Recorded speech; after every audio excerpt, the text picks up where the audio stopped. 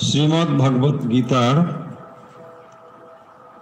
দ্বাদশ অধ্যায় হলো ভক্তিযোগ। আমরা সেই ভক্তিযোগ পাঠ করছিলাম।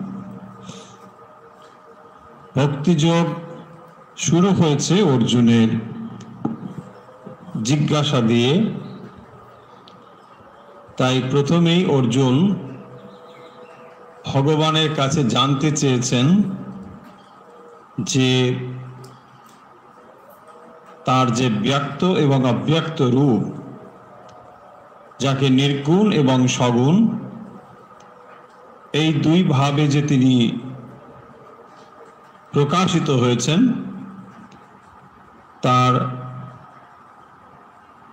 কোনটি সাধন করলে যথার্থ রূপে তাকে শ্রেষ্ঠ সাধন বলা চলে, এইটি ছিল অর্জুনের জিজ্ঞাসা। যেহেতু ভগবান এই অধ্যায়ের পূর্বেই আমরা দেখেছি যে তিনি বিশ্বরূপ দর্শন করিয়েছেন অর্জুনকে, তাই অর্জুনের মনে এই জিজ্ঞাসা ওঠা খুব স্বাভাবিক। তাই তিনি ভগবানের যে অক্ষর অব্যয় রূপ এবং তার সর্বব্যাপী যে রূপ, যেটি কিছু পূর্বেই তিনি দর্শন করেছেন, এই দুই রূপের মধ্যে যারা তার সগুণ এবং নির্গুণ উপাসনা করেন, সেই উপাসকদের মধ্যে কে শ্রেষ্ঠ, এইটি জানতে চেয়েছেন। এবং তার উত্তর এই ভক্তিযোগে ভগবান দিচ্ছেন। ভগবান কি বললেন? ভগবান বলছেন যে আমাতে নিত্যযুক্ত হয়ে যে উপাসনা করে শ্রদ্ধার সঙ্গে, সেই হলো আমার মতে শ্রেষ্ঠ। মে যুক্ততমা মতা, আমার মতে সেই হলো যুক্ততমা, শ্রেষ্ঠ, যে কি করে মই আবেশ্য মনো ইমাম নিত্য যুক্তা উপাসতে, যিনি নিত্যযুক্ত আমাতে মন প্রাণ সমর্পণ করেছেন। এবং তারপরেই তিনি জানিয়েছেন যে যারা তার অব্যক্ত রূপের অর্থাৎ নির্গুণের উপাসনা করেন, তারাও তাকেই প্রাপ্ত হন। তাই যারা সগুণের উপাসনা করেন অথবা যারা নির্গুণের উপাসনা করেন, তারা একই ফল প্রাপ্ত হন। তাহলে কেন দুটির কথা বলা হলো? বলছেন যে ক্লেশোধিকতরস্তেষাম, মানুষের পক্ষে সগুণ অপেক্ষা নির্গুণ উপাসনা করা ক্লেশোতর, এটি অনেক কঠিন। কারণ যখন মানব শরীর ধারণ করে পৃথিবীতে, মানুষ যখন শরীর ধারণ করে আসে, তখন সে শরীরের ভেতরে যে সীমাবদ্ধতাগুলো রয়েছে, তার দ্বারাই সে নিজেকে সীমাবদ্ধ বলে ভাবে। ফলে যখন শরীর দ্বারা সে সীমাবদ্ধ, তখন নির্গুণের উপাসনা করা তার কাছে অনেক কঠিন। সেই জন্য বলেছেন ক্লেশোধিকতরস্তেষাম অব্যক্ত শক্ত চেতসাম, যারা অব্যক্ত শক্ত চেতস অর্থাৎ যারা নির্গুণ ব্রহ্মের উপাসক, তাদের কাছে এটি অনেক বেশি ক্লেশতর। কারণ যারা সগুণের উপাসনা করেন, সগুণ মানে ভগবান গুণযুক্ত। এখন প্রশ্ন হতে পারে যে তাহলে ভগবান কি একবার গুণযুক্ত হন, একবার তিনি নির্গুণ হন? তিনি সগুণ, তিনি নির্গুণ, এই কথাগুলোর বলার তাৎপর্য হলো যে যখন তাকে আমরা ব্যাখ্যা করার চেষ্টা করি তখন তাকে গুণের দ্বারাই তাকে ব্যক্ত করি বা সেইভাবেই আমরা বলি, কিন্তু তার স্বরূপকে বর্ণনা করা যায় না। যখন তিনি অব্যক্ত রূপে থাকেন সেই রূপটিকে প্রকাশ করা যায় না, কিন্তু যখন আমরা সৃষ্টির ভেতর দিয়ে তাকে দেখি তখন তাকে আমরা স্রষ্টা বলি, তখন তাকে আমরা বিধাতা বলি ইত্যাদি নামে বিশেষিত করি। তাহলে তিনি অব্যক্ত এবং তিনি ব্যক্ত হন। তাই এই ঈশ্বর দুই প্রকারের নয়, একই, কিন্তু কখনো তাকে আমরা ব্যক্ত রূপে, কখনো তাকে আমরা অব্যক্ত রূপে দেখতে পাই। শ্রীরামকৃষ্ণ সহজভাবে উপমা দিয়েছেন, একটি লোক যখন রান্না করে তাকে আমরা এক নামে আখ্যায়িত করি, আবার ওই লোক যখন পুজো করে তখন তাকে অন্য নামে আখ্যায়িত করি। ফলে আমরা কাজের ভেতর দিয়ে মানুষের এক একটি নাম বা উপাধির ভেতর দিয়ে এক একটি নাম বা প্রকাশ বা বর্ণনা করে থাকি।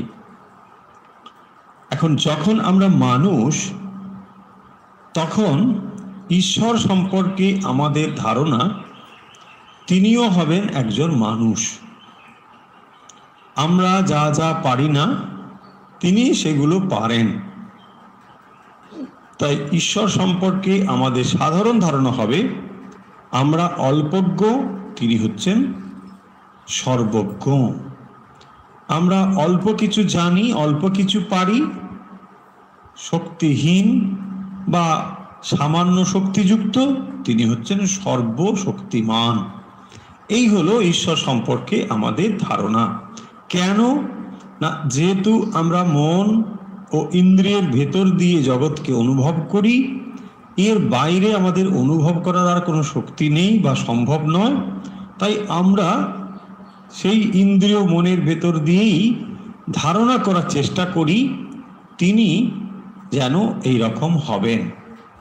তাই সাধারণ মানুষের পক্ষে এইরকম সগুণ ঈশ্বরের চিন্তা করা অনেক বেশি সহজ। সেই জন্যই বলছেন যে অব্যক্তাহি গতির দুঃখম দেহভদ্বি অবাফয়তে। অব্যক্তাহি গতির দুঃখম, যারা দেহভদ্বি, দেহধারী, তাদের পক্ষে অব্যক্ত চিন্তা করা অনেক বেশি কঠিন। সকলেই আমরা সেটি পারব না। ঋষিরা নিজেদেরকে অহম ব্রহ্মাস্মি বলতে পারেন, কারণ তারা এই জড় জগতের থেকে মনকে অনেক বেশি উন্নত করতে পেরেছেন। ফলে তারা যখন বলেন অহম ব্রহ্মাস্মি, তখন এই শরীর মনের থেকে উঠে কেবল তখন এই কথাটি বলতে পারেন। কিন্তু সাধারণ মানুষ যখন অহম ব্রহ্মাস্মি বলেন, তখন এই অহং মানে কেবল শরীর মনকেই বোঝে। তাই শরীর মনের অধিষ্ঠানে থেকে অহম ব্রহ্মাস্মি বলা মানে নিজেকে কেবল ঠকানো। অহম ব্রহ্মাস্মি ওই স্তরে বলা যায় না, কারণ আমরা সমস্ত কিছুই করছি, আর যদি মুখে বলি অহম ব্রহ্মাস্মি তাহলে কি হবে? সব ভুল হয়ে যাবে। এবং সেই জন্য বলেছেন গতির দুঃখম, কারণ আমরা সমস্ত খারাপ কাজ করব আর মনে মনে ভাববো সবই তেনার ইচ্ছাই হচ্ছে। এই হলো আমাদের ফাঁকিবাজি গল্প। সেই কারণের জন্য এইগুলো হচ্ছে, যে সবই যে ভগবানের ইচ্ছে হচ্ছে, এটি তখনই বলা যায় যখন আমরা শরীর ও মনের ঊর্ধ্বে উঠতে পারি। কারণ শরীর ছাড়া আমাদের আর কোনো অধিষ্ঠান আমরা অনুভব করতে পারছি না। আমরা আমি বললে এই শরীরটাকেই বুঝি, এই শরীরটি আমি। যত সময় পর্যন্ত শরীরে মহত্ত্ববোধ রয়েছে তত সময় আমি ব্রহ্ম এটি বলা যায় না। এবং তাই সাধারণ মানুষের ক্ষেত্রে এইটি হলো খুব সহজ। কোনটি সহজ? সগুণ ব্রহ্মীর উপাসনা করা। সেই কথাগুলো আলোচনা হয়েছে। তারপরে বলছেন येतु सर्वाणि कर्माणि मयि सन्न्यस्य मत्पराः অনন্য নৈব যোগেন মাম ধ্যান্ত উপাসতে।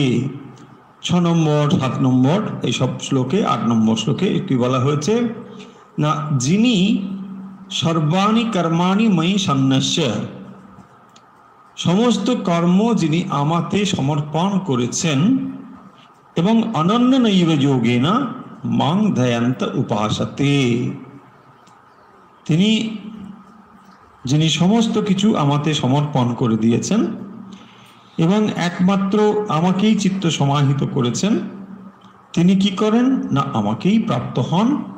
তেষাম অহম সমুদ্ধতা মৃত্যু সংসার সাগরাত, এই মৃত্যু সংসার থেকে আমি তাদেরকে সম্যক রূপে উদ্ধার করি। ভবামিন চিরাৎ পার্থ ময়্যাবেশিত চেতসাম। এগুলো আমরা আলোচনা করেছি। এই সব কথা হতে হতে 8 নম্বর শ্লোকে এসে আমরা পাচ্ছি ময়ি এব মনো আধৎস ময়ি বুদ্ধিং নিবেশয় নিবশিষ্যসি ময়ি এব অত ঊর্ধ্বম ন সংশয়।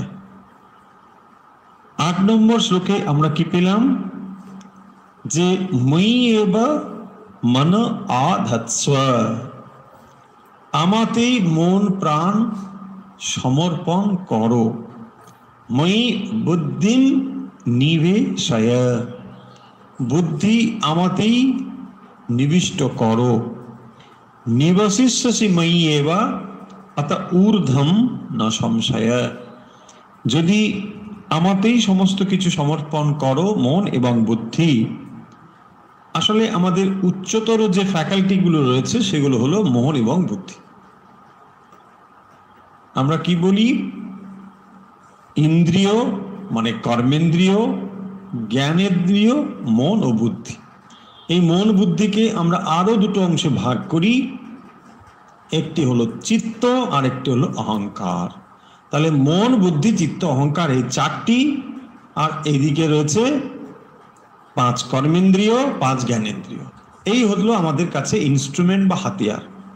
এই ইনস্ট্রুমেন্ট এবং হাতিয়ার নিয়েই আমরা এই সমগ্র জগৎকে দেখছি, জগৎকে অনুভব করছি, এমনকি আমরা এই হাতিয়ারগুলো দিয়েই ঈশ্বর লাভ পর্যন্ত করছি।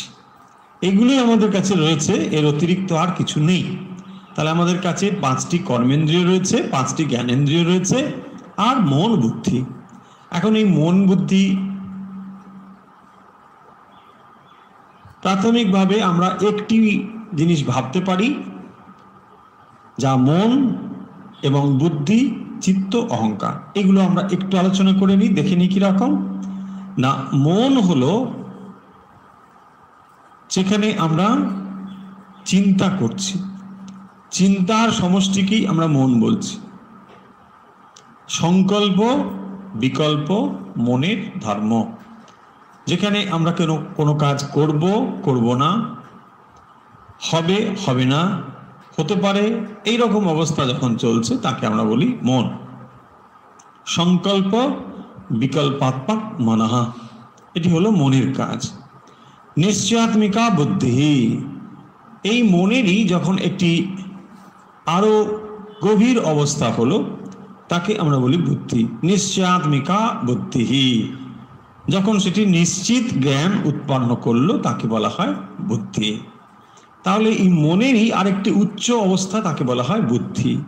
তাহলে যখন মন কোনো একটি সিদ্ধান্ত গ্রহণের ক্ষেত্রে নিশ্চিত নয়, তখন আমরা কার উপর নির্ভর করতে পারি? বুদ্ধির উপর নির্ভর করতে পারি। আমাদের সর্বোচ্চ হাতিয়ার হলো বুদ্ধি।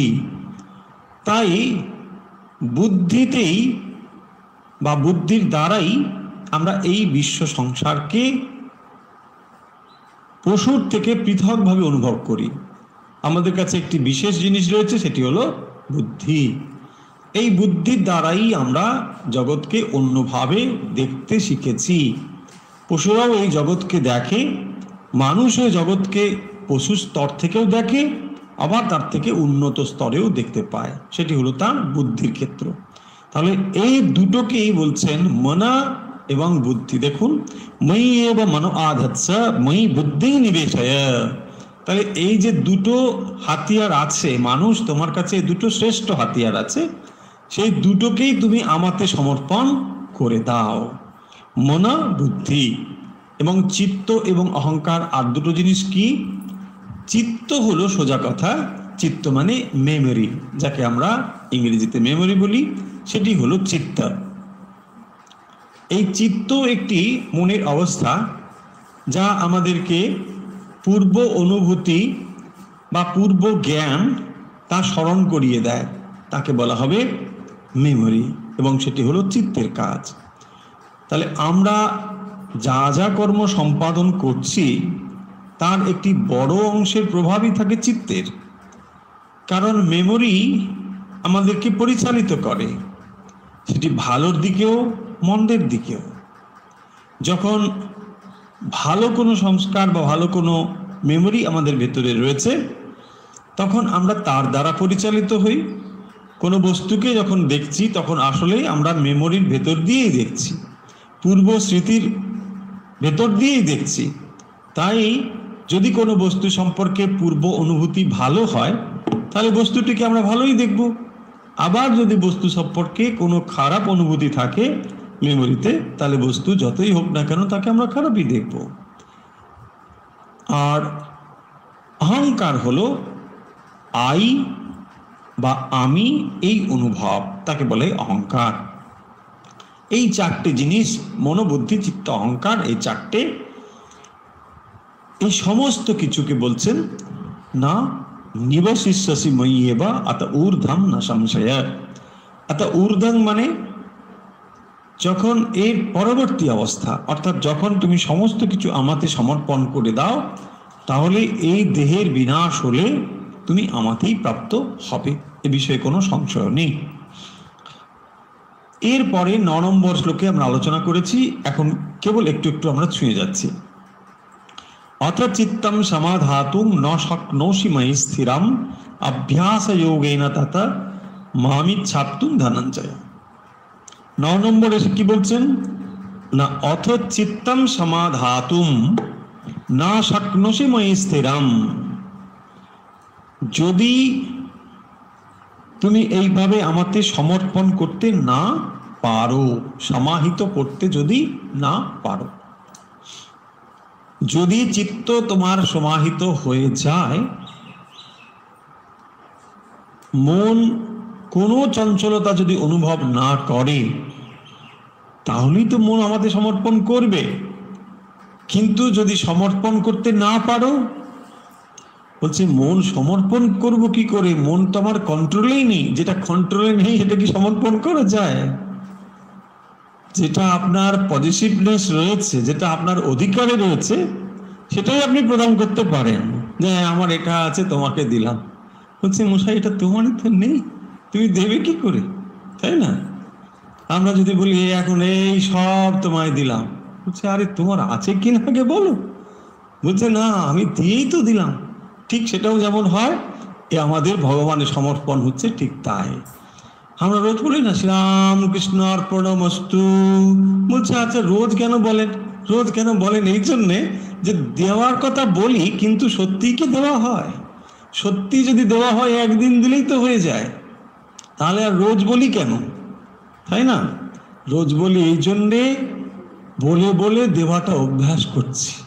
তোমার সব দিতেই হবে, দিতেই হবে, এই দেওয়া হয় না বলেই দেওয়ার জন্য একটু একটু মন্ত্র বলে ওই রকম করার চেষ্টা করছি। মনকে বারবার শোনাচ্ছি যে তোমাকে সব দিতে হবে, হ্যাঁ তোমার যে সব দিতেই হবে, সে এই দিতে হবে, সেটির জন্যই আমরা সমর্পণটা করি।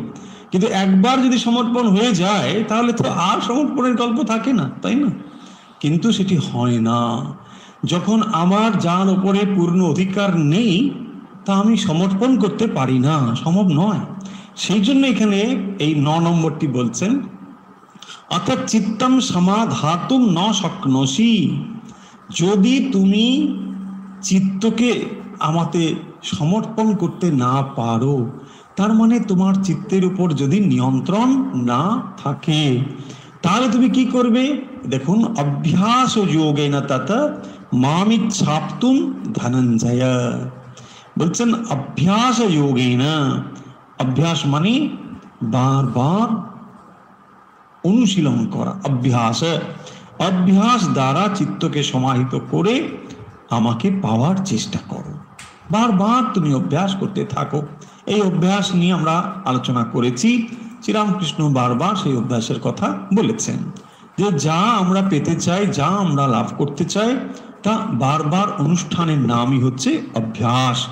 আমরা এ পর্যন্ত যা কিছু শিখেছি, যা কিছু বুঝেছি, দেখবেন সমস্ত কিছুই অভ্যাসের উপর দাঁড়িয়ে রয়েছে। সেই জন্য বলা হয় যে অভ্যাস হচ্ছে আমাদের দ্বিতীয় প্রকৃতি। আমাদের সংস্কার তৈরি হয় অভ্যাসের দ্বারা, এবং তার দ্বারাই আমরা পরিচালিত হই। বাস্তবিক অভ্যাসের দ্বারাই আমরা পরিচালিত হই। যে জিনিস আমরা অভ্যাস করেছি দীর্ঘদিন ধরে, তার থেকে আমরা কিছুতেই বাইরে আসতে পারি না, কারণ অভ্যাসের দ্বারাই আমরা পরিচালিত হই। এবং সেই জন্যে যদি ভালো কিছু আমরা করতে চাই, অভ্যাস হচ্ছে আমাদের অত্যন্ত সাহায্য করে।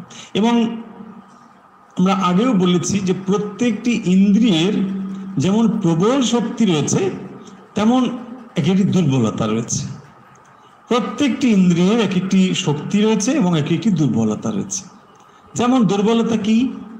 কান শুনতে পারে, দেখতে পারে না।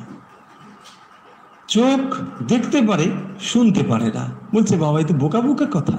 কান শোনা মানে কি? না, বোকা নয়। আরেকটু এগিয়ে আসলে বুঝতে পারবো যে প্রত্যেকটি ইন্দ্রিয়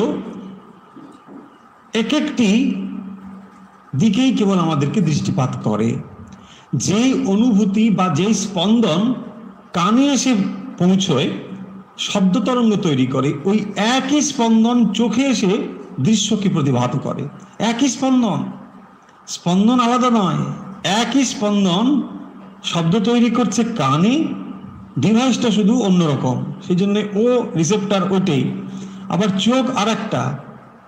কিন্তু সমস্তগুলো গিয়ে যখন পড়লো মনের কাছে, মন সেগুলোকে আলাদা আলাদা করে আমাদের ব্রেনের মধ্যে নিয়ে গিয়ে আমরা একটা অনুভব করতে পারি। এখন যেমন জ্ঞানেন্দ্রিয়ের কথা বললাম, লিমিটেশনসের কথা, সীমাবদ্ধতার কথা, মনেরও সীমাবদ্ধতা হলো যে মন সেই জিনিসটিকেই ভালো বলে মনে করে যেটি আপনি বারবার করেন। মনের হলো এটি উইক পয়েন্ট। মন ভালো মন্দ জিনিসটি বোঝে না, এবং ভালো মন্দ জিনিস ইন্দ্রিয়ের কাছেও নেই, কানের কাছেও নেই। আপনি এখানে ড্রাম বাজান, এখানে রবীন্দ্রসঙ্গীত বাজান, এখানে ভক্তি সঙ্গীত বাজান, কান বলে আমি সব কিছু শুনবো। কান সব কিছুতে রেডি। এখন আপনাকে ঠিক করতে হবে আপনি কোনটা শুনবেন, কোনটা শুনবেন না। একই রকম ভাবে দৃশ্যও তাই। আপনি যে কোনো দৃশ্য চোখের কাছে নিয়ে আসুন, সে আপনাকে রিফ্লেক্টেড দিয়ে দেখিয়ে দেবে। এখন আপনাকে ঠিক করতে হবে। এই জন্যই হলো ইন্দ্রিয়ের কাছে, শক্তিশালী ইন্দ্রিয়, কিন্তু তার কাছে নিয়ন্ত্রণ ক্ষমতা নেই। এমনকি নিয়ন্ত্রণ ক্ষমতা মনের কাছেও নেই। মন যখন এই বিষয়গুলোকে ভেবে ভেবে কোনটাকে নেবে কোনটাকে নেবে না, সেটা মনের কাছেও নেই। সেই ফ্যাকাল্টি রয়েছে বুদ্ধির কাছে। তখন বুদ্ধি কি করে? মনকে বলে এইগুলো তোমার নেওয়া চলবে না। কারণ মন কি করে? মন চায় রস। মন সবসময় রস পছন্দ করে। রস মানে বৈচিত্র্য। নতুন কিছু হলেই মন নেবে, এক জিনিস মন নিতে চায় না। এই যে দুর্বলতা বললাম, মনের বিরাট শক্তি, কিন্তু দুর্বলতা হলো যে জিনিসটি বারবার আপনি মনের কাছে নিয়ে আসেন, মন অবচেতন ভাবে এইটি বুঝে নেয় যে আমার প্রভু এইটি নিশ্চয়ই পছন্দ করে। এই হলো মনের দুর্বলতা। এবং সেই দুর্বলতা কাজে লাগিয়ে যদি আপনি অভ্যাস করতে থাকেন, এখানে আর কোনো লজিকের দরকার নেই। দেখবেন ওটাই মাইন্ড গ্রহণ করে নেবে। আপনি বারবার করছেন, বারবার করছেন, ভালো লাগুক চাই মন্দ লাগুক, এখানে ভালো লাগা মন্দ লাগা নেই। এবং কোনো অভ্যাসই প্রথমে ভালো লাগে না, কোনো অভ্যাসই ভালো লাগে না, কোনো অভ্যাসই ভালো লাগে, সব অভ্যাসই খারাপ লাগে। এমনকি নেশার জিনিসও খারাপ লাগে। যারা নেশা করে, আমি শুনেছি বা এরকম আপনারা অভিজ্ঞতা নিশ্চয় বিভিন্ন জায়গায় লেখা পড়েছেন, যে তারা প্রথমেও জিনিসটিকে একদম পছন্দ করে না। হয়তো প্রথম স্মোক করতে গেল, ভালো অনুভূতি নয়, খুবই খারাপ। কিন্তু তারপরে আবার ধীরে ধীরে ওখান থেকে ভালো লাগা তার তৈরি হয়। তার মানে কি, যে কোনো অভ্যাসের কাছে ভালো মন্দ কিছু নেই, ওগুলো করতেই থাকে অভ্যাস।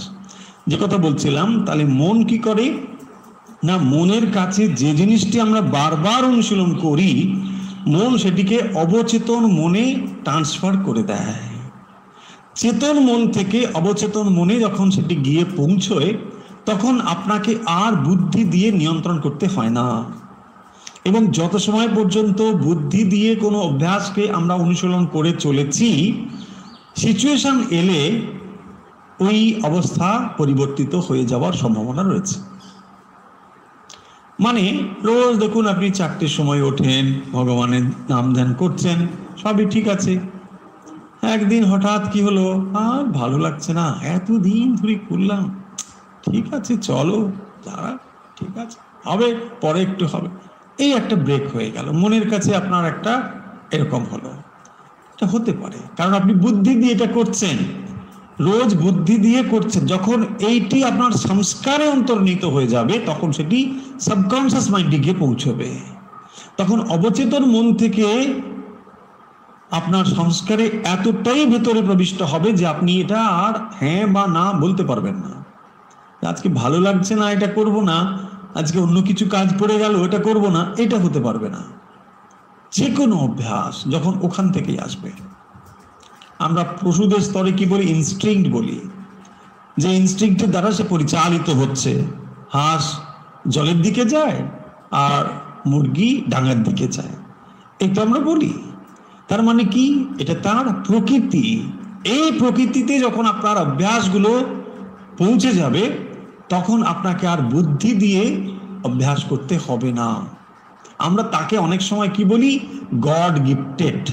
নাথিং গড গিফটেড, এটা তার হ্যাবিট। যখন দেখবেন কেউ একজন সুন্দর বাজনা বাজাচ্ছে, হ্যাঁ, তখন সে অবলীলায় সেগুলো করছে, মানে একেবারে এত দ্রুত হাত চালাচ্ছে, মনে হচ্ছে আচ্ছা কোথায় সা, কোথায় পা, কোথায় রে, কিচ্ছু নেই। একেবারে আপনার সঙ্গে হয়তো কথাও বলছে মাঝখানে, এদিকে একটু মজাও করছেন। বিরাট যারা ওস্তাদ করতে থাকেন, একটু এদিক ওদিক হচ্ছে না, কোনো স্বর একটু এদিক ওদিক হবে না, এত নিখুঁতভাবে তারা করছেন। কি করে করছেন? হ্যাবিট, অভ্যাস।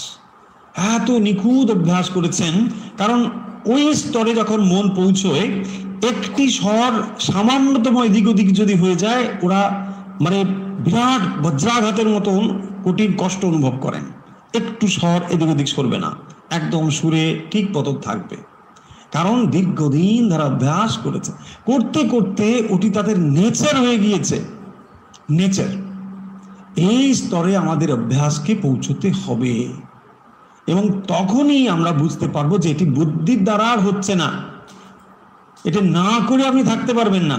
শ্বাস প্রশ্বাসের মতো, শ্বাস প্রশ্বাস না নিলে বলছে না এখন খানিকটা পরে থাক, পরে শ্বাস প্রশ্বাস নিয়ে নেবো, এখন কাজ আছে, এখন থাক, হ্যাঁ এখন হাতের কাজটা শেষ করে পরে বসে দম নেবো, বলছে এটা এরকম হবে না। ঠিক সেরকম এটা আপনি না করে থাকতে পারবেন না। তাকেই বলা হচ্ছে অভ্যাস যোগে না। বলছি বাবরে বাপ, এটা তো খুব সাংঘাতিক ভালো জিনিস না, বিরাট কঠিন জিনিস। ভগবান তারপরে কি বলছেন আমরা সেটি দেখব। 10 নম্বর, হ্যাঁ 10 নম্বর, अभ्यासेत्य समर्थोसी मत्कर्म परमो भव मदर्थमपि कर्माणि कुर्वन् सिद्धिमवाप्स्यसि। 10 নম্বর শ্লোক লক্ষ্য করুন। প্রথমে তিনি 9 বললেন অভ্যাসের কথা, যদি চিত্ত তুমি আমাতে সমাহিত করতে না পারো তাহলে অভ্যাস করো। এবারে বলছেন অভ্যাসেপি সমর্থসি, অভ্যাসেপি অসমর্থসি। 10 নম্বর সঙ্গে সন্ধি বিচ্ছেদ করে দেখে নি। বলছেন অভ্যাসেপি, অভ্যাসে আপি মানে অভ্যাসেও, অসমর্থ মানে অক্ষম, অভ্যাসী মৎকর্ম পরমো ভব, মৎকর্ম পরমো ভব, মৎকর্ম পরম মানে আমার কর্ম পরায়ণ ভব হও, মদর্থমপি কর্মাণি কুর্বন সিদ্ধিম অবাপ্স্যসি।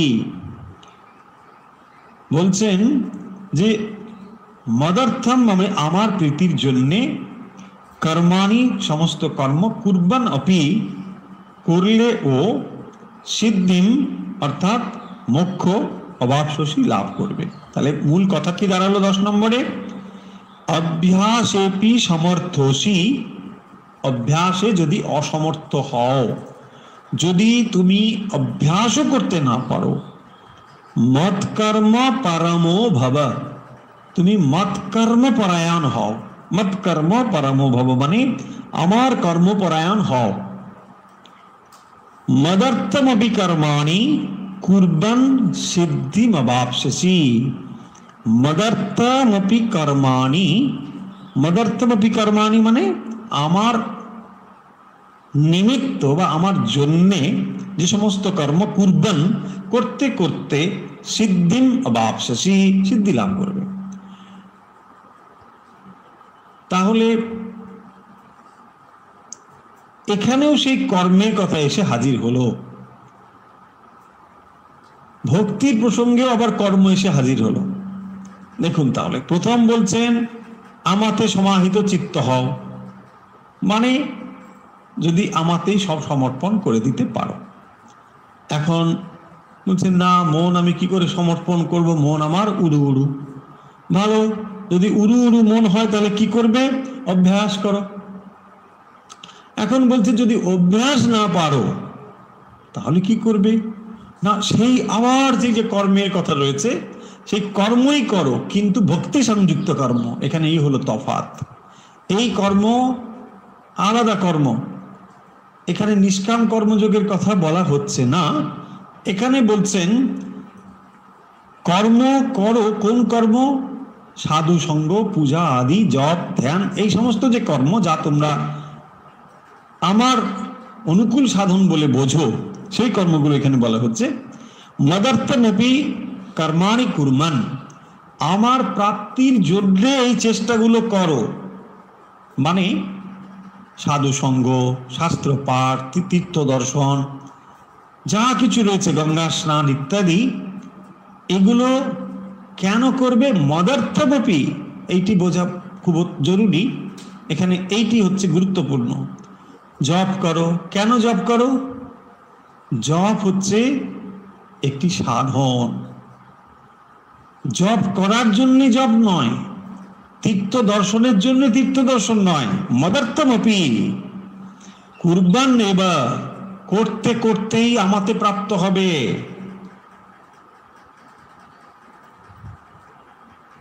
তাই যেটি পৌঁছতে হবে এবং যার দ্বারা পৌঁছবো সেটা সাধন, এবং সাধনটিও গুরুত্বপূর্ণ। কেন আমরা সাধন করছি? ভগবত প্রাপ্তির জন্য, এটি গুরুত্বপূর্ণ। কেন জপ করি? যদি এইটি আমাদের যথার্থরূপে বুঝে যায় তাহলে এই প্রশ্ন আসবে না যে 108 করব না দাঁড়িয়ে করব, পূর্ব দিকে মুখ করে করব, পশ্চিম দিকে মুখ করে করব, এগুলো সব সেকেন্ডারি। মদর্থমপি, আমাকে লাভ করার জন্যে তুমি এই কর্মগুলো করো। যদি সমস্ত আমাকে সমর্পণ করে দিতে পারো, ওয়েল এন্ড গুড। বলছে না প্রভু, সব তো তোমায় ছেড়ে দিতে পারি না, এখনো আমার অনেক বাকি আছে। বেশ ভালো, তুমি করো, আমাকে সব ছেড়ে দিতে হবে না, কারণ তোমার ভেতরে কি রয়েছে? অহংবোধ রয়েছে। তুমি এইটা তো বোঝো যে আমি করি বলে কর্ম হয়, তাই না? যখন এটাই তুমি বোঝো আমি করলে কর্ম হয়, তাহলে তুমি নিশ্চয়ই করতে পারো, তোমার মধ্যে কর্তৃত্ব রয়েছে।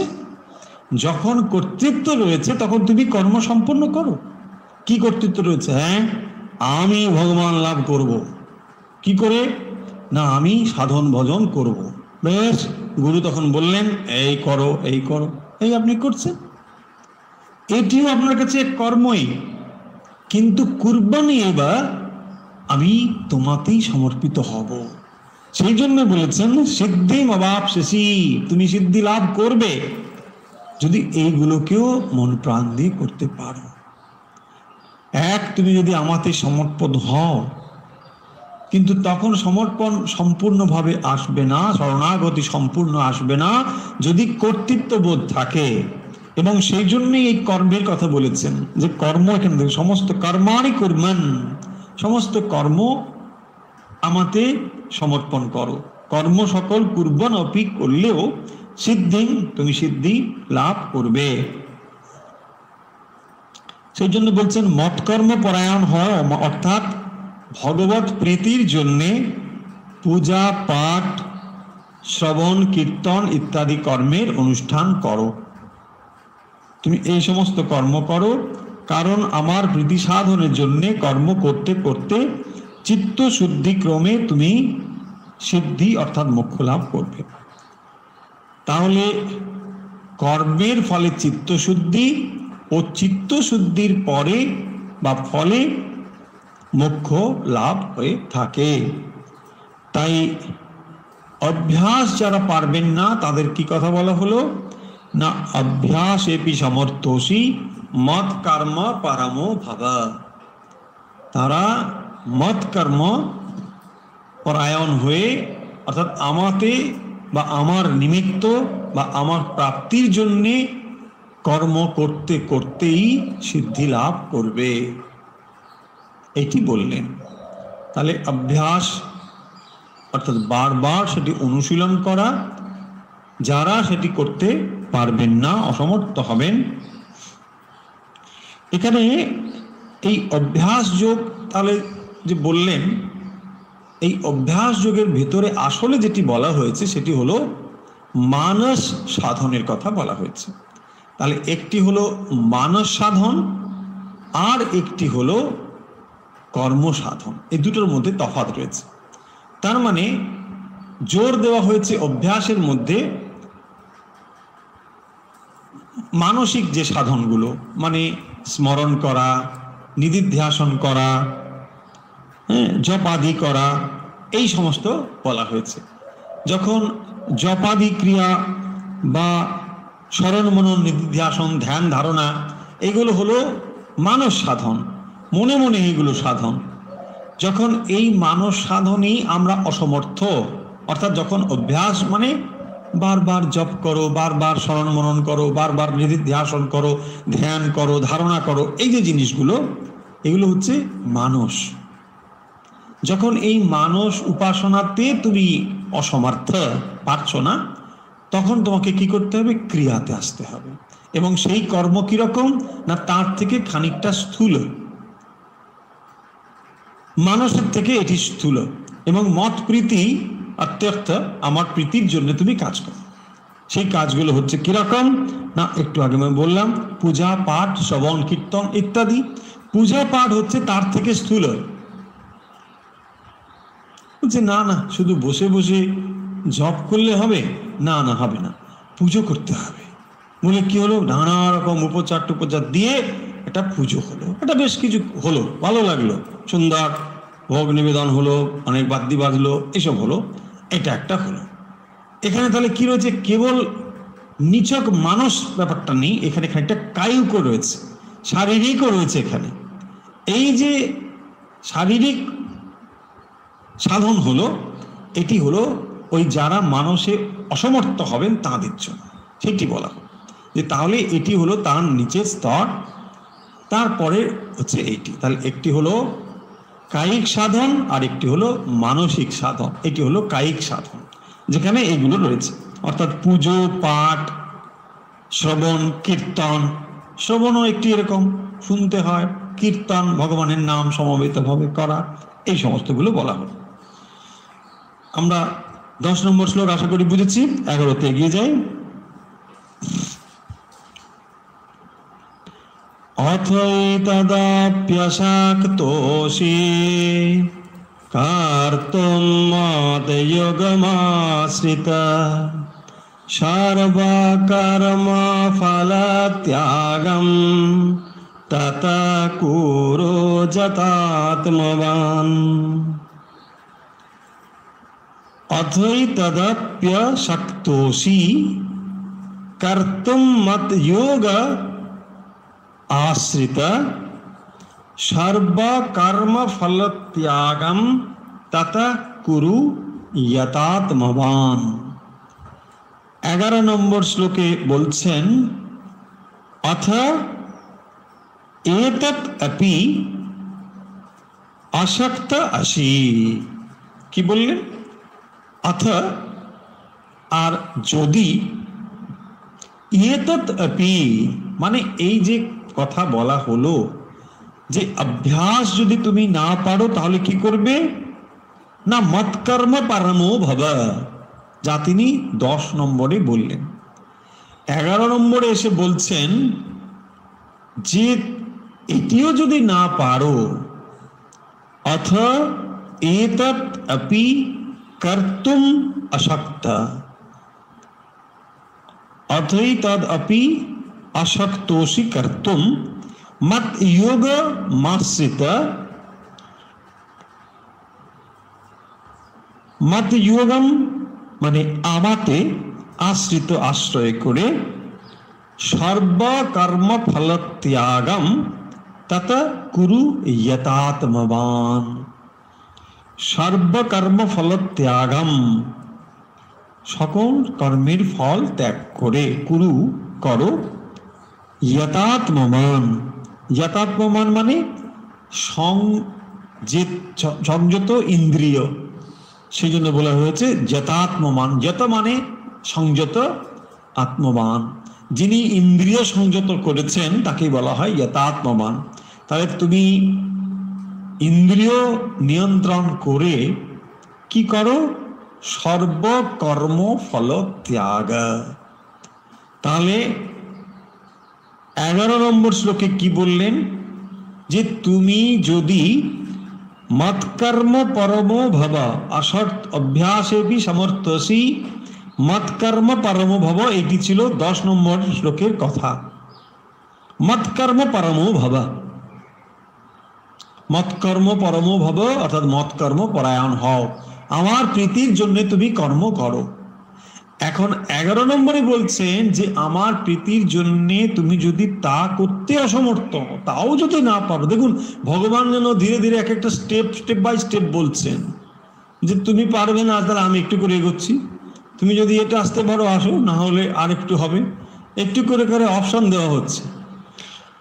অথই তদপি শক্তোষি, যদি এতেও তুমি অসমর্থ হও, কর্তুম করতে যদি না পারো, মত যোগ মাশ্রিতা, তাহলে কি করো, এখানে শব্দ হলো সর্বকর্ম ফল ত্যাগম, এইটি হলো গুরুত্বপূর্ণ শব্দ 11 নম্বরে। সর্বকর্ম ফল ত্যাগম তাতে কুরু যতাত্মবান। তাহলে তুমি একটি কাজ করো, সেটি হলো কি, ইন্দ্রিয়কে নিয়ন্ত্রিত করে সর্বকর্ম ফল ত্যাগ, কর্মত্যাগ নয়, কর্মফল ত্যাগ। তাহলে বলা হতো এখানে যে ফল শব্দটা তুলে দিয়ে সর্বকর্ম ত্যাগ, সব কর্মত্যাগ না, কর্মফল ত্যাগ। সর্বকর্ম ফল ত্যাগম তত কুরু যতাত্মবান। তাহলে দেখুন এখানে স্টেপ বাই স্টেপ কি বলছেন। 8 নম্বরে বললেন ময়্যেব মনো আধত্স ময়ি বুদ্ধি নিবেশয়।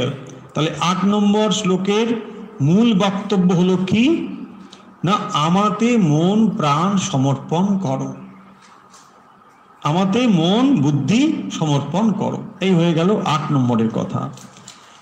9 নম্বরে এসে বলছেন যে যদি আমাতে, এখানে দেখুন মন প্রাণ থেকে আবার এখানে চিত্ত শব্দ বললেন, ওই একই জিনিস কি বোঝানো হচ্ছে, তো এখানে আবার সেই চিত্ত শব্দ, আমরা একটু আগে মন প্রাণ চিত্ত অহংকার বলেছি, সেই জন্য 9 এসে বললেন অর্থাৎ চিত্তম সমাধাতুম, যদি এই মন প্রাণ সমর্পণ করতে তুমি না পারো, মন বুদ্ধি আমাতে সমর্পণ করতে যদি না পারো, তাহলে কি করো, অভ্যাস। তাহলে স্টেপ বাই স্টেপ, প্রথম হচ্ছে মন বুদ্ধি ময়ি সমর্পণ, আমাতে মন বুদ্ধি সমর্পণ, এটি গেল 1 নম্বর। নাম্বার 2 হচ্ছে অভ্যাস যোগে না, যদি ওটি না পারো তাহলে অভ্যাস যোগের কথা চলে এসো। এবারে অভ্যাস যদি না পারো তাহলে কি করা হলো না, মৎকর্ম পরমো ভব, মৎকর্ম পরমো ভব, এটি হলো তারপরে। তারপরে কি বলছেন, সর্বকর্ম ফল ত্যাগ। 9 নম্বরে বলেছেন অভ্যাস যোগ, এবং এই অভ্যাস যোগের কি অভ্যাস করতে বলেছিলেন না, সেখানে মানস ক্রিয়ার কথা ছিল, যে বারবার ধ্যান ধারণা এইগুলোকে করতে থাকো। কিন্তু যখন দেখলো যে এগুলো সে বারবার করতে পারছে না, তাহলে তুমি কি করো, মত কর্ম পরমো ভাব, আমার প্রীতির জন্য কর্ম সম্পন্ন করো। আমার প্রীতির জন্য কি করবে না, এখানে কর্ম মানে পূজাদি কর্ম, পূজা, শ্রবণ, মনন, নিধিধ্যাসন, শাস্ত্রাদি পাঠ, সাধু সঙ্গ, এই সমস্ত হচ্ছে কর্ম, যেগুলো আমার প্রাপ্তির জন্যে যা যা কর্ম সেগুলোকে করো। এখন তারপরে বলছেন যে তুমি যদি এগুলো করতে অসমর্থ হও তাহলে কি করবে, সর্বকর্ম ফল ত্যাগ, সমস্ত কর্ম তুমি করতে থাকো কিন্তু ফল আমাতে সমর্পণ করে দাও। সর্বকর্ম ফল ত্যাগ মানে সমস্ত কর্মের ফল ঈশ্বরে সমর্পণ করো, এইটি বললেন।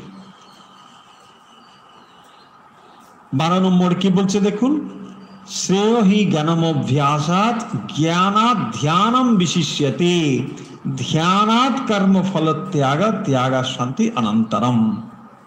12 নম্বর শ্লোকে বলছেন শ্রেয় হি জ্ঞানমভ্যাসাৎ জ্ঞানাৎ ধ্যানম বিশিষ্যতে ধ্যানাৎ কর্ম ফল ত্যাগ ত্যাগ শান্তিরনন্তরম। 12 নম্বরে বলছেন শ্রেয় হি জ্ঞানমভ্যাসাৎ, জ্ঞানম অভ্যাস, তার থেকে হলো অভ্যাসাৎ। অভ্যাসাৎ শ্রেয় হি জ্ঞানম অভ্যাসাৎ, অভ্যাসের থেকে জ্ঞান হলো শ্রেষ্ঠ। এখানে স্টেপ বাই স্টেপ বলতে গিয়ে একটিকে সুপিরিয়র একটিকে ইনফিরিয়র, মানে গ্রেডেশন হচ্ছে, কোনটি কিরকম এই গ্রেড এখানে করছেন। অভ্যাসের থেকে জ্ঞানকে শ্রেষ্ঠ বলা হয়েছে। কেন না, শ্রেয় হি জ্ঞানমভ্যাসাৎ জ্ঞানাৎ ধ্যানম বিশিষ্যতে ধ্যানাৎ কর্ম ফল ত্যাগ ত্যাগ শান্তি অনন্তরম। তাহলে দেখুন অভ্যাসাৎ মানে যন্ত্রের মতো অভ্যাস, সেটি হলো অভ্যাস শব্দের লক্ষ্য। শ্রেয় হি জ্ঞানমভ্যাসাৎ, কেবল অভ্যাস যদি যান্ত্রিক রূপে অভ্যাস হয় তার থেকে জ্ঞান শ্রেয়। মানে মা গিয়ে শিবলিঙ্গে দুধ দেয়, জল দেয়, তার সঙ্গে একটি বাচ্চা যায়, সে বোঝে না কি হয়, বাট সে ওই রকম করে যখন ঢালে সেও একটি দিয়ে এরকম ঢালতে থাকে। এখন আমাদের দেখে কি মনে হবে, বা বাচ্চাটির কি ভক্তি, হতে পারে, কোনো ক্ষতি নেই, কিন্তু মা জেনে ঢালছে আর শিশু না জেনে ঢালছে, এই হলো তফাৎ। কারণ মা জানে যে এটি শিবলিঙ্গে আমি জল দিচ্ছি, শিশু কি করে, কেবল সেটি ক্রিয়াকে অনুসরণ করে। যেমন সেই বানরের ওই ছুরি দিয়ে চালানো, সে কি করে না ছুরিটা চালাচ্ছে। যখন দেখলো ওই বা টুপির গল্পে মানুষ যখন দেখলো যে উপরে টুপিটা নিয়ে চলে গেছে, সে কি করলো, টুপিটাকে যেই ছুঁড়ে দিল, বানর কি করলো, নিজের থেকে টুপিটাকে ছুঁড়ে ফেললো। এই গল্পগুলো কি বোঝায়, বোঝায় যান্ত্রিক অভ্যাস, অর্থাৎ যেটি আমরা রিপিট করছি ওরা তাকে ফলো করছে। বলছেন এইরকম যদি অভ্যাস তুমি করো, সেই হচ্ছে অভ্যাস, যান্ত্রিক অভ্যাস। আমরা একদিন বলেছিলাম সেই বিড়াল বাঁধার গপ্প। বিড়াল বাঁধার গপ্প মানে যখন শ্রাদ্ধ হলো, শ্রাদ্ধে বিড়াল এসে ডিস্টার্ব করে, কি করবে, বিড়ালটাকে বেঁধে রাখো।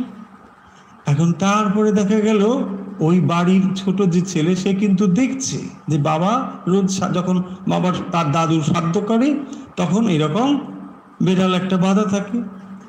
সে তো তার কার্যকারণ সম্পর্ক বোঝে না, কেন বেঁধে রাখে সে জানে না, সে কেবল কি করলো, দেখে রাখলো যে একটা বিড়াল এখানে বাঁধা থাকে। এখন সেও যখন বাবা হলো, আবার তার পিতার যখন শ্রাদ্ধ হলো, তখন সে করলো কি, ওই নিরর্থক একটি ক্রিয়া আবার সে করা শুরু করলো। না, বিড়াল একটা বেঁধে রাখতে হবে, দিয়ে শ্রাদ্ধ শুরুর সময় বিড়ালটাকে বেঁধে রাখবে। এখন বিড়াল আর পাওয়া যায় না, বলছে ঠাকুর মশাইকে, না বিড়াল নিয়ে আসো, বিড়াল না বাঁধলে শ্রাদ্ধ হবে না। এই হলো যান্ত্রিক অভ্যাস, মানে অর্থ না বুঝেই আমরা করতে যাচ্ছি। এরকম আছে, দেখবেন, ওরে বাপরে। যখন তর্পণ হয়, গঙ্গার ঘাটে তর্পণ, যারা মন্ত্র বলায় তারা অর্থও বোঝে না, কিন্তু নিয়ে আসুন, এই তিল নিয়ে আসুন, এই নিয়ে আসুন, আপনার বাবা সটকে যাচ্ছেন, কত রকম, নানা রকম যান্ত্রিক। এগুলো হচ্ছে অভ্যাস, এগুলো এরকম চলে এসেছে। না বাবা, না করলে যদি কি হয়ে যায়। অন্য সময় আপনি এত নাস্তিক, কিন্তু ওই দিনটিতে আপনি সাংঘাতে আস্তিক, বলছে না না উপায় নেই, একবার চলো চলো গঙ্গার ঘাটে কিছু একটা করে আসতে হবে, না হলে আবার যদি কিছু হয়ে যায়। এই হলো আমাদের অবস্থা। এইটাকে বলা হয়েছে শ্রেয় হি জ্ঞানম অভ্যাসাৎ। বলছেন কেবলমাত্র যান্ত্রিক অভ্যাসের থেকে জ্ঞানম শ্রেষ্ঠ। এখানে জ্ঞানম মানে একেবারে ঈশ্বর বা আত্মজ্ঞানের কথা বলা হচ্ছে না। এখানে জ্ঞান মানে হচ্ছে যুক্তি শব্দের দ্বারা প্রতিষ্ঠিত যে পরোক্ষ জ্ঞান, ইনডিরেক্ট নলেজ। দেখুন, জ্ঞানের অনেক রকম স্তরবিন্যাস রয়েছে। আমরা যে আত্মজ্ঞান বলি, এটিকে বলা হয় অপরোক্ষ জ্ঞান। এই অপরোক্ষ জ্ঞান যখন অনুভবের স্তরে আসে, সেই দ্বারাই মানুষ একমাত্র সত্যকে লাভ করতে পারে। কিন্তু এইটি ছাড়া যে নলেজগুলো হয়, সেই নলেজগুলোকে আমরা কি বলি, পরোক্ষ জ্ঞান। পরোক্ষ জ্ঞান কিরকম? অনেক রকমের সোর্স আছে পরোক্ষ জ্ঞানের। প্রত্যক্ষ জ্ঞান এবং পরোক্ষ জ্ঞান। পরোক্ষ জ্ঞান মানে তার ভিতরে একটি হলো শব্দ জ্ঞান। শব্দ জ্ঞান মানে এই সমস্ত কিছু যা আপনি বই থেকে পাচ্ছেন বা অন্য কোনো সোর্স থেকে পাচ্ছেন, সেগুলোকে বলা হয় শাব্দিক জ্ঞান বা শব্দ জ্ঞান। অর্থাৎ আপনি কোনো গ্রন্থ থেকে পাচ্ছেন, এগুলো সোর্স অফ নলেজ। কিন্তু এই নলেজগুলো কি? এগুলো প্রত্যক্ষ জ্ঞান নয়, এগুলো হচ্ছে পরোক্ষ জ্ঞান, ডাইরেক্ট নলেজ নয়। এখানে কি লেখা রয়েছে? দুধ সুস্বাদু। বলছে না, আমি দুধ খাইনি, আমি কি করে বুঝবো? আপনি এখানে যতবার পড়ুন দুধ সুস্বাদু, বলছে আমি জানি না। ঠিক সেরকম এগুলো হচ্ছে ডাইরেক্ট নলেজ নয়, এগুলো হচ্ছে ইনডিরেক্ট নলেজ বা অপরোক্ষ জ্ঞান। কারণ এখানে আপনি প্রত্যক্ষ জ্ঞান পাচ্ছেন না। এখানে আপনি ছবিতে লেখা আছে, দেখছেন আমেরিকা এরকম বা আফ্রিকা এরকম, বলছে না আফ্রিকা কিরকম, এখানে আছে কিন্তু ওই একটা বিন্দু দেখছেন, ওই একটা ডট দেখছেন, এই একটা কেবল চিত্র দেখছেন, প্রকৃত আফ্রিকা আপনি কি দেখেননি। তাহলে এটা কি জ্ঞান দিল আপনাকে? ওই জ্ঞান দিল। কিছুকে জ্ঞান দিচ্ছে না, দিচ্ছে, কিন্তু আপনার যেন প্রত্যক্ষ অভিজ্ঞতা হচ্ছে না। এই হলো এটি, এটা হলো এরকম জ্ঞান। যত রকমের জ্ঞান আমরা পাচ্ছি, মানে শাস্ত্রাদি দ্বারা, এই সমস্ত জ্ঞানকেই আমরা এই স্তর মধ্যে ফেলবো, অর্থাৎ সেটি হলো পরোক্ষ জ্ঞান। ঋষিরা অনুভব করেছেন অহম ব্রহ্মাস্মি তত্ত্বমসি, কিন্তু সেই জ্ঞান আপনি যত সময় পর্যন্ত অনুভব না করছেন, এই জ্ঞান আপনার কাছে প্রত্যক্ষ অনুভব হচ্ছে না। বোঝা যাচ্ছে? তাকেই বলা হয় পরোক্ষ জ্ঞান। তাহলে এই জ্ঞানের কথা এখানে বলছেন, এখানে আপনার আত্মজ্ঞানের কথা বলছেন না, বলছেন শ্রেয়ই জ্ঞানম অভ্যাসাৎ জ্ঞানাৎ ধ্যানম বিশিষ্যতে। ধ্যানম মানে কি? ধ্যানম মানে যে পরোক্ষ জ্ঞান আপনি লাভ করেছেন, সেই পরোক্ষ জ্ঞানের দ্বারা বস্তু লাভের জন্য প্রস্তুতি হলো ধ্যান। হ্যাঁ, সেটি হলো ধ্যান, যে বারবার আপনি চেষ্টা করছেন, ওটি লাভ করবার জন্য বারবার চেষ্টা করছেন, তাকে বলা হয় ধ্যান। তাহলে জ্ঞানম, তাহলে কতগুলো জিনিস হলো? এক, জ্ঞানম অভ্যাসাৎ, তারপরে বলছেন জ্ঞানাৎ ধ্যানম বিশিষ্যতে। এক হলো অভ্যাস, তারপরে হলো জ্ঞান, এবং জ্ঞানের পরে হলো ধ্যান। পরপর পরপর শ্রেষ্ঠ। অভ্যাসের থেকে জ্ঞান শ্রেষ্ঠ, জ্ঞানের থেকে ধ্যান বিশিষ্যতে, ধ্যান হলো শ্রেষ্ঠ। এবারে ধ্যানাৎ কর্মফল ত্যাগাৎ, দেখুন ধ্যানের থেকেও কর্মফল ত্যাগকে শ্রেষ্ঠ বলা হয়েছে। জ্ঞানের থেকে ধ্যান অর্থাৎ নিধিধ্যাসন শ্রেষ্ঠ, আবার ধ্যান অপেক্ষা কর্মফল ত্যাগ শ্রেষ্ঠ। কারণ কর্মফল আসক্তি ত্যাগ হলেই এই সংসার নিবৃত্ত রূপ পরম শান্তি লাভ হয়। সেই জন্য বলছেন ত্যাগাৎ শান্তি অনন্তরম। তাহলে 12 নম্বরে কি বলছেন, আমরা থামবো, সময় হয়ে এসেছে। 12 নম্বরে তাহলে কি বলছেন, আচ্ছা পরপর আমরা যদি দেখে নিই 8, 9, 10, 11 পর্যন্ত যে আলোচনাগুলো হয়েছে সেখানে কি বললেন, একটির পর একটি যদি অসমর্থ হয় তার পরবর্তীটা বলা হয়েছে। যেখানে এসে অভ্যাসের কথা বলেছেন এবং অভ্যাসে অসমর্থ হলে মৎকর্ম পরমভব বলেছেন, তারপরে সর্বকর্মফল ত্যাগ বলেছেন। 12তে এসে তিনি কি বলছেন না, অভ্যাস ওই যে পূর্বে যে শব্দগুলো বলা হয়েছে সেগুলোকে আরো ক্ল্যারিফাই করছেন। এখানে এসে বলছেন যে অভ্যাসের থেকে জ্ঞান শ্রেষ্ঠ,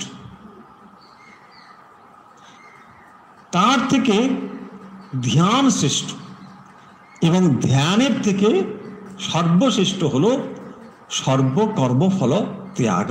কর্মফল ত্যাগ এবং ত্যাগার শান্তি অনন্ত, ত্যাগের থেকেই শান্তি, সেইটা বলেছে। সর্বকর্মফল ত্যাগ না হলে কি হবে না, আবার সেই সংসার চক্রে এসে পড়তে হবে। কর্ম থাকলেই তা ভোগ থাকবে এবং ভোগের জন্যে আবার জীবের যাতায়াত থাকবে। তাই যত সময় পর্যন্ত কর্মফল ত্যাগ না হচ্ছে তত সময় শান্তি নেই। সেই চিল কি করছিল, অবধূত দেখলো যে একটা চিল ঠোঁটে মাছ নিয়ে যাচ্ছে আর তাকে কি করছে, সবাই তাড়া করছে। অবধূত দেখলো এই দৃশ্য, তারপরে যখন দেখলো যে ও চিল মাছটাকে ফেলে দিল। ত্যাগা শান্তির অনন্তরম, আর তার পেছনে কেউ যায় না। দেখবেন আপনি যখন কোনো চেয়ারে আছেন চারদিকে তখন একেবারে ক্ষমতা, সবাই পেছনে ঘুরছে, ভন ভন ভন ভন, মাছির গন্ধে শেষ নেই। তারপরে যখন চেয়ার থেকে নেমে আসলো আর কোনো মাছি নেই, সব মাছি অন্যত্র, বলছেন হ্যাঁ ওখানে আর কিছু পাওয়া যায় না, চলো এদিকে যাই। এই হচ্ছে গল্প। মানে যখন আপনি ত্যাগাত হয়ে যাচ্ছেন, মানে না আর চাই না, শান্তির অনন্তরম, তখন আর কোনো অশান্তির কারণ নেই।